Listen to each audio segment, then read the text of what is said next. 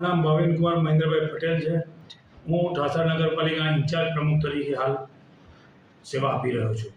જી, શું વિષય હતો? વિષય હાલ વરસાદી માહોલ હમણાં જ પતી રહ્યો છે અને ખૂબ જ વરસાદ વરસવાના કારણે નગરપાલિકાની વિવિધ વિસ્તારોમાં સૌથી મોટો પ્રશ્ન ઉપસ્થિત થાય છે ગટરો ઉભરાવાનો। અને એનું મુખ્ય કારણ જે વધારે વરસાદ પડવાને કારણે પાણી સાથે માટી કચરો જવાથી ગટરો ચોકઅપ થયેલ છે। હાલ અમે છેલ્લા 15 દિવસથી નગરપાલિકા પાસે સાધન ગલી એમ્પિયર જેવા સાધનો ન હોવા છતાં અમારી મહેનતથી કે અમે પ્રાઇવેટ એજન્સી પાસેથી ભાડે મંગાવી અને આજે અમે ગટર સાફ સફાઈનું તબક્કાવાર કામ ચાલુ કરેલ છે।